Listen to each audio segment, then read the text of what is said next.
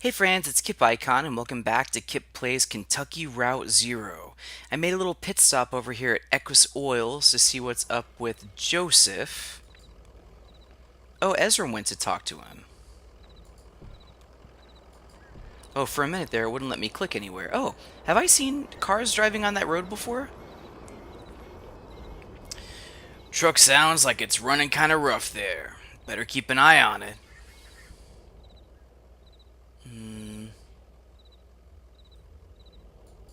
We're all running a little rough these days. Yeah, take a look at my leg, eh? Well, that's you and me anyway. Closer to the finish than the start. Seems like it gets a little bumpier as you go. Ha! Oh. Do you have any games on your computer? Hey, you know what? I might. My niece works nights at the hospital and she swung by for a lunch break an hour or two ago. She doesn't talk a whole lot, but I like her company. I heard her typing away in there. You might take a look. Oh. Oh yeah, let's tell him that we met Lula. We met a friend of yours named Lula. Oh, yeah, I should have guessed you would. Oh, wonder if he's getting red on the cheeks there. Did she say anything about me? Wow. Wow. She said you used to be lovers. Oh, well, I guess that was a long time ago. Better get going. Let's take a look at the computer, shall we? If I remember correctly, I think there are games on the computer. Conway taps a key, waking the computer from its reverie. I love that everything is handled so poetically in this game. Yeah, it sounded like a robot walking. I think Junebud and Johnny are robots. Games. Directory listing for games. Psychotherapist. Sports medicine professional 1973. We're going to play both of them, aren't we? Loading. Psychotherapist. Ready. Run. I am the psychotherapist. Please, describe your problems. Wow, this is getting severe up in here. I'm thinking of drinking again. Do you believe it is normal to be thinking of drinking again? For people like me, it is. That's quite interesting. I'd like to try an exercise now. Please, close your eyes and ask another person to read the following text aloud. It's summer. You're sitting in a very long hall on a backless stool. The seat is upholstered in fake leather, slick with condensation. You shift your weight uncomfortably. At the other end of the very long hall, a ceiling fan beats out the rhythm of seconds. The air in the very long hall is still. You need a shave. You feel 3 rough whiskers curled over your upper lip. You shift your weight on the slick leather seat and exhale gently to displace the 3 rough whiskers curled over your upper lip. The very long hall is silent, except for the ceiling fan beating out the rhythm of seconds, and the noise of your breath as you exhale gently to displace the 3 rough whiskers curled over your upper lip. Your tongue is burned. Perhaps you drank some coffee too quickly within the last several days. Your mouth is dry, and the lights are slowly dimming. Oh, it says I'm not supposed to read this part aloud. Okay, it's over. Directory listing for games, Sports Medicine Professional 1973. Let's play it. Loading, Sports Medicine Professional 1973. Ready, run.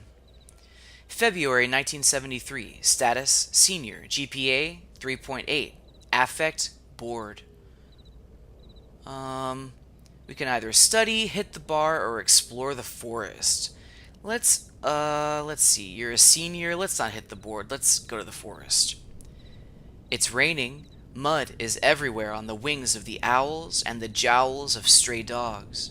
Borrowing shelter with other mammals and then waking up late, damp and cold. Waiting for the bus with other mammals. March 1973. Status, hiker. GPA, 3.8. Affect, bored.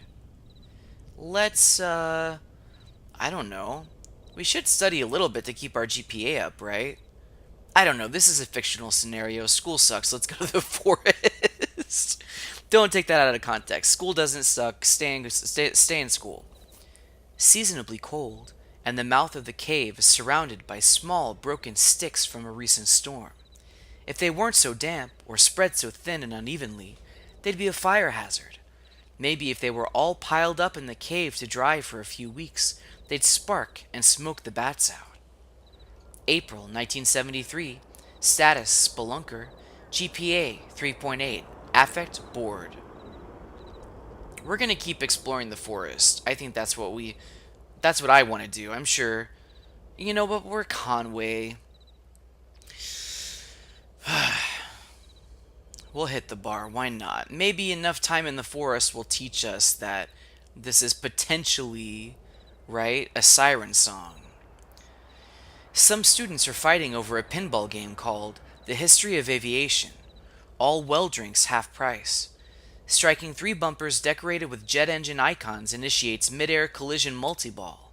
One student unlocks both Daedalus and Icarus, then spills a cocktail into the coin slot. May 1973. Status Spelunker. GPA 3.8. Affect pensive. It's time to make a decision.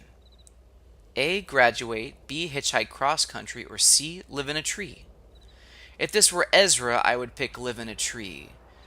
The responsible thing would be to graduate, but this is a video game, so let's hitchhike cross country.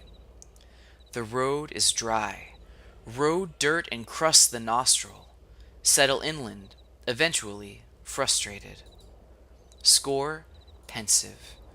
Directly illustrated. Okay, well, I don't know why that was called Sports Medicine Professional 1973 because it didn't have anything about sports or medicine. We're sports medicine. Alright. Let's get back on the road. That was just a momentary distraction. Yeah, I think it is when Junebug walks that robot sound I can't tell. I can't tell.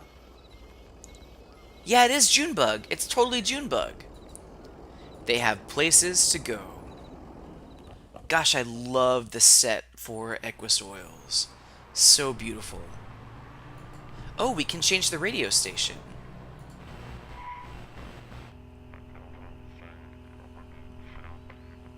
Ooh. Here's the hidden road I was trying to find all along, friends. I knew it was here. It was just in the wrong place. I was looking in the wrong place. Railroad track. This isolated stretch of railroad track is overgrown with wildflowers. It spans only a few hundred yards and is bracketed on each side by a pile of rotted wooden ties. The only visible stop on the railway is a squat wooden station building, brightly lit from within. Conway and Ezra enter the building. The station interior is warm, soft, orange light from a few antique fixtures, worn but finished wood floors and counters, and a compact space heater left conspicuously in the middle of the room. Train memorabilia hangs from racks on the wall. A model steam engine pulls boxcars steadily along a track threaded through the rafters. A teenager in a kitschy engineer's cap is slumped behind a cash register, asleep. Conway flips through some magazines. They all seem to be train-related magazines, but Conway looks at an advertisement on the back of Model Painters Monthly. Corastain is your new solution for instant rust. They're selling some kind of paint for train models. It sounds like you put a little of it on for detail after you have the car painted how you want it, then let it sit for a few hours and it makes realistic rust patterns. Once, in the bad old days, some customer accused Lizette of falsifying an antique, soaking a reprinted illustration in iced tea. I don't think Lisette would do that. She said, "Why would I go through all that work when I could just find these old drawings in estate sales?" It turned out the illustration was a reprint, but it had aged really fast the way it was stored in some family's basement before Lisette ever saw it. She was pretty embarrassed, but it wasn't her fault. What's the difference if a piece of paper is 40 years old or if it's 20 years old, but it's been aging twice as fast? If what you want is something old anyway. I don't know, as a set designer, I certainly paint a lot of stuff to look old.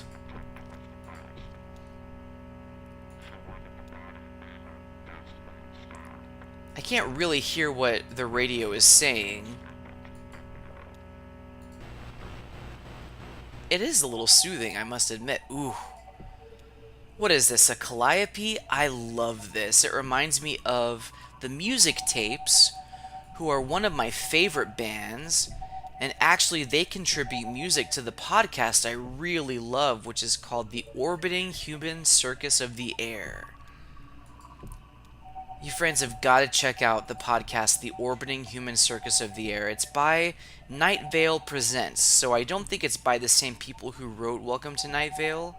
I mean, it might be, but I think they've just come out with a series of podcasts lately. Really, really, really good stuff. There's another one that's in that same podcast family, Night Vale Presents, that's called, oh gosh dang it, Within the Wires. And it's a podcast that masquerades as a series of well, let's take a look at this first, and then I'll come back to this. Ooh, look at this! It's a drive-in movie theater. There's only one other car here.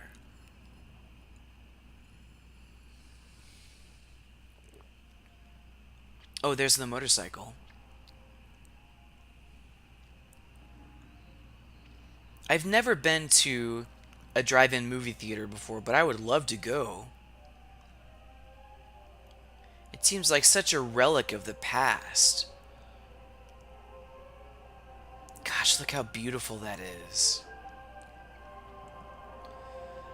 Another reason I love video games is because it gives you a chance to experience things and places and situations just like this that maybe you don't have access to. I live in a pretty big city, and I don't know if there's any drive-in movie theaters anywhere near here. This must be near the end. You think? Sure, you can tell they're all in crisis. What's the title of this film? I had the ticket here. Huh, it doesn't list the title. Do you think they'll start it over again after the ending? Yeah, they do that sometimes. Good, I want to know how it starts. Maybe we can ask those folks in the pickup. They look like they're sleeping. Do all these people know each other? I think they work together. The big guy is new. He's trying to fit in. Oh, okay. How come nobody talks? It's silent, before your time. Do they just play old movies here? I don't know much about movies. No? That's funny, you seem like the type.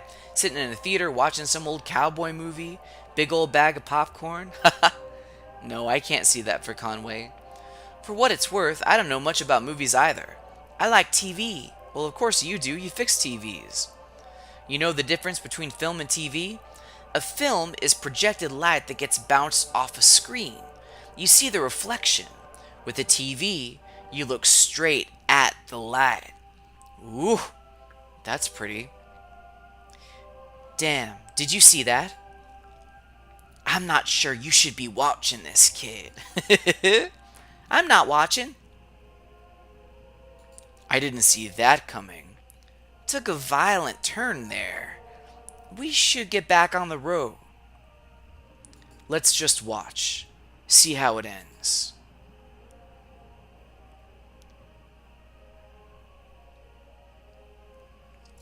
Now, here's a question, friends. I've actually seen this scene before. Does this have some relevance to the story? Is this a movie that's referenced that I just haven't made the connection for? Let me know if you guys have any insight into this scene specifically. So, what are you hauling back there? Anything good? You've been driving long? All my life. I heard that. We're lifters, too. Lifters? You mean drifters? Oh, lifers. Sorry, lifers. A life on the road. What are they doing? They're burying him. Time to get going? Might as well finish the film.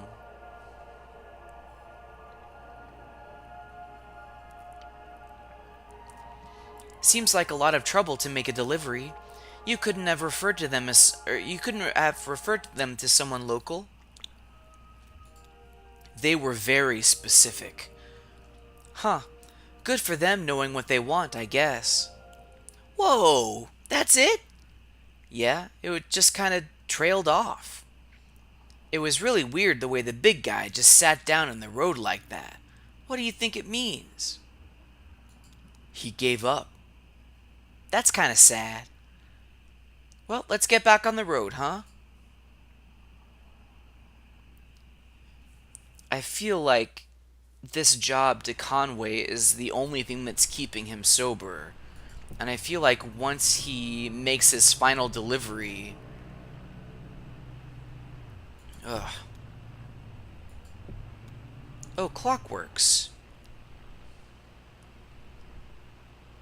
Clockworks, hello? I'm like, I'm pretty sure I clicked on it. A faux rustic wooden sign hangs by chain above the door. Glasgow Clockworks. Carved in a fanciful typeface, then set with what looks like brass or colored plastic.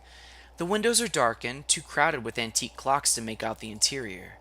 A small metal sign bolted in the building's alley reads, GTS stop number 5, 5:30, 7:15, 8:45, 10:15, 12:15, and then several more numbers or words worn illegible by rain. Three people stand under the sign, a young man with a newspaper, a young woman scribbling anxiously in a leather-bound journal, and an older woman whose face is shadowed by a wide-brimmed hat. Now let's peer into the window, shall we? Conway peers into the window.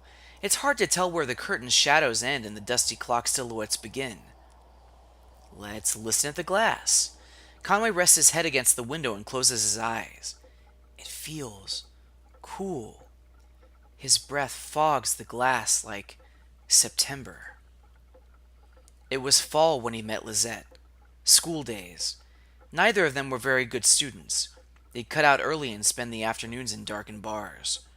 Sometimes she'd sing, or he'd pick up bottles, and the staff would pretend they were old enough to be there. Conway and Lizette would pretend too. Then he got a long haul job, lost it on the road, and took too long coming home. He took a job from a wiry, irritable roofer named Ira. Ira brought him home to meet the wife and son, and there she was. Wait, what? What? Conway kept his mouth shut, not out of respect, but out of habit. Wow. That's a twist. It's impossible to tell how late the bus runs. Are these people just waiting? Could they have missed the last bus? Conway offers a ride to the man with the newspaper. The man accepts gratefully. His name is Keith. He lives a ways west, not far from the Museum of Dwellings, just south across 65. Oh my gosh, we have a passenger! We literally have a passenger, Franz. Oh yeah, we should tune the radio again.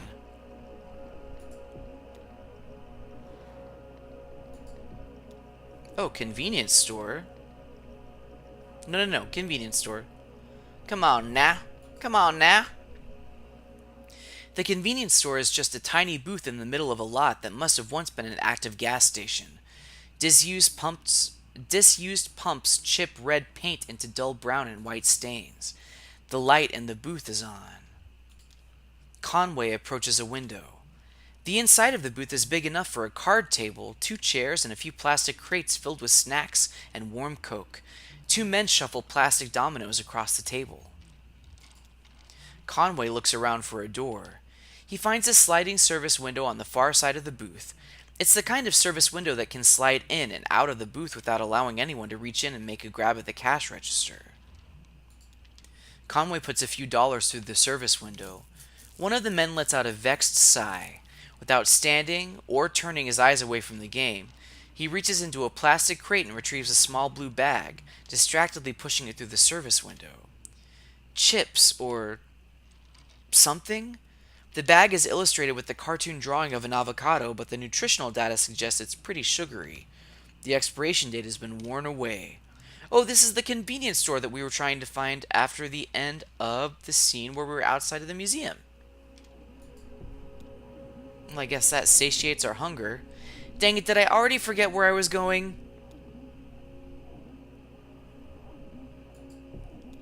Where are we dropping this guy off at? Oh no, it's not even in my notes. West of the something, right? West of Equus Oils? West of the observatory? Well, the good thing is I'm recording this, so I can technically go back and take a look at the recording. Wow, I am really forgetful. Pretty forgetful, friends. I wonder if we can pick up all three of the people from the bus stop at once. Or if I... Oh, there we go. Keith's home. West of the observatory. That's what it was. No. Go back.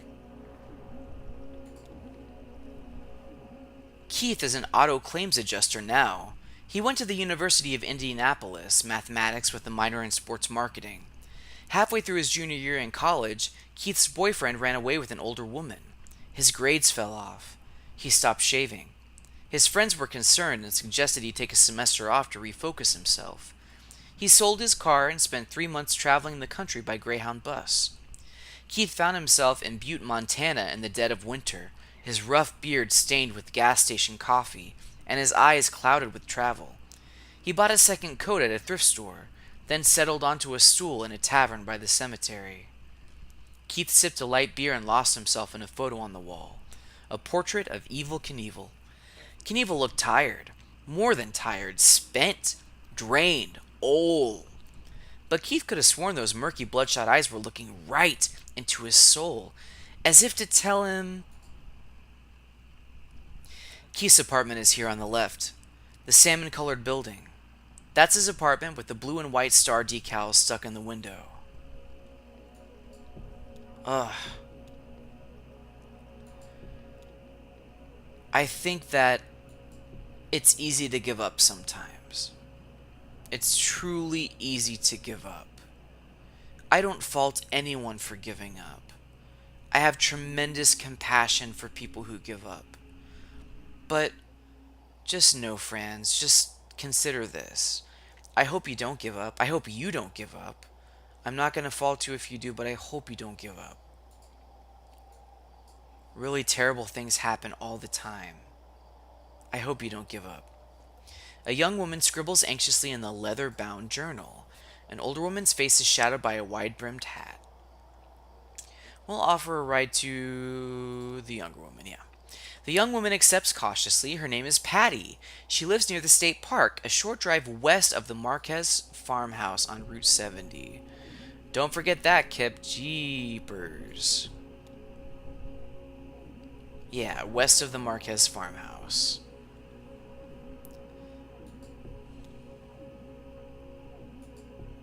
Patty's home. Patty has an idea for a new kind of chair. Not really the whole chair, just the part of the chair that lets you adjust the height or the tilt. It could be adapted to fit almost any chair design, and it doesn't take up much space. It could be flat-packed even. It's really a much more reliable design in the long term, and using the current crop of seat adjustment mechanism, you're always running the risk of pinching your fingers, fumbling around down under your chair. Not so with Patty's new design. But it's not cheap to get a prototype fabricated for such a thing. Too many moving parts. That much is unavoidable. Patty's been doing some freelance technical writing to pay the bills and setting aside as much as she can towards the project. She calls it the project when talking to friends and family, and by now everyone knows what she means. In school, she was easily distracted. Her teachers never thought she'd really command her full potential, and so on, but it won't be long now. Patty's staying here in that ugly amber bungalow. Again, it's only temporary. Some people have a lot of ideas, and they love talking about the ideas. Some people might say, well, don't talk about it, do it. But I say, talk about it too. There's no harm in talking about it, and I think ultimately it'll help you bolster the confidence necessary to go for it. I like listening to people talk about their ideas. I really do. A faux rust. Okay. And then we have an older woman's face shadowed by a wide brimmed hat. The old woman grumbles to herself as she climbs in the truck. Her name is Linda. She lives near the artificial limb factory but can't be bothered for specifics. We're only driving you home, lady. I believe the name of the song being played here is My Old Kentucky Home, potentially.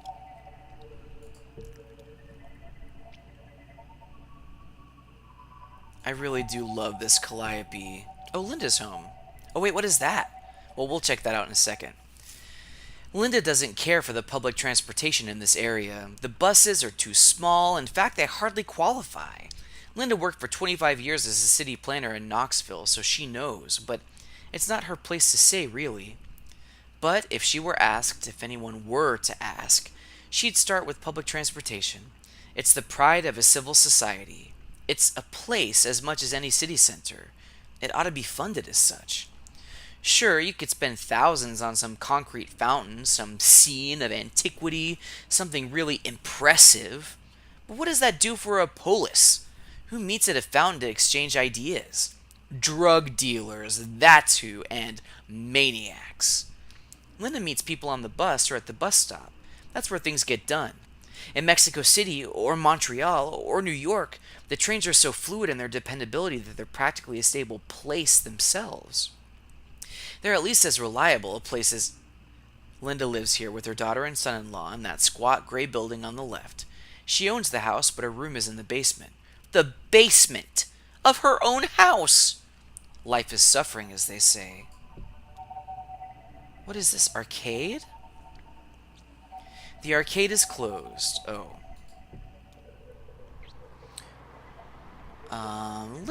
Why don't we make this an episode of exploration?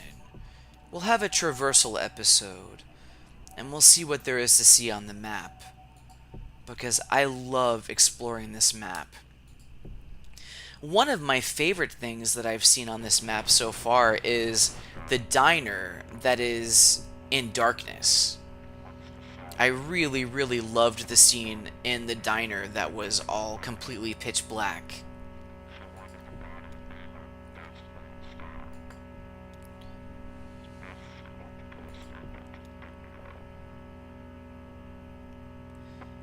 So, the makers of Kentucky Route Zero have really figured out what makes text adventure games so wonderful and capitalized on that in a way that I've never seen. This game really speaks to me, friends. A blanket is spread in the grass just off the road. It would make a reasonable spot for a picnic sheltered in the daytime by a coffee tree. Shannon walks over to the picnic spread. 5 places are set. One plate is piled with ham, another with apples. Shannon pushes a piece of ham with a stick. It definitely isn't ham, maybe felt?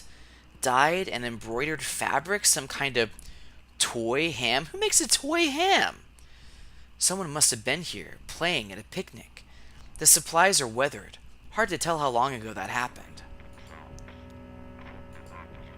That's something you don't see every day. A fake picnic? Oh, Shannon's workshop. We've already seen that. And I believe we have already been there with Shannon too, so I can't imagine there would be anything new there. Bacon Creek Road. Love that name. I love that we have our little party with us. We have our little motorcycle friends, our little robot friends. So, the reason that I know that they're robots is, and I'll tell you in a second, a few cows drink from a small pond by the intersection. There's no fence in sight. Ezra suggests that they may be wild cows, but the possibility is dismissed. He runs down to the edge of the pond to a pile of small rocks and throws one in.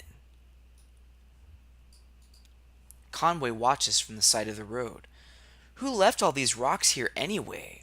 Someone walked the edge of the pond looking for good skipping rocks, piled them up, and then maybe just ran out of time? Ezra throws another rock in the pond. Conway demonstrates proper stone skipping. He sifts through the pile until he finds two flat, smooth stones. Ezra watches with interest as Conway skips the stones across the pond. Ezra pays careful attention to Conway's shoulder. He wouldn't have thought to throw his shoulder forward that late. It looks like a clumsy afterthought. There's something crude about it. Maybe that's where the strength comes from. Ezra takes a rock from the pile. He turns himself perpendicular to the edge of the pond, leans down, snaps his wrist, and grunts distastefully as he throws his shoulder forward. 3 skips, not bad. I was looking at some of the concept art from Kentucky Route Zero from when it was originally supposed to be a platformer, and Junebud was one of the playable characters, and her little bio actually said that she was a robot. And she has an ability to float, I think, and Julian was a character, and he has the ability to carry you across gaps and things. So with what I read there, I think that Junebud is a robot, and hearing her walk, I can totally hear it. And Johnny mentioned something about having a timing circuit or something, so I think they're both robots. Well, friends, we're going to call it an episode here because in the next scene, we're going to go to the lower depths, the tavern that the entertainment is based on. And I can't even spoil anything for you because I just have to say, it's one of the most beautiful things I've ever seen. So, thanks a lot for watching. I have been and I will continue to be Kip Icon as long as you guys continue to, what? Follow your drams. Bye!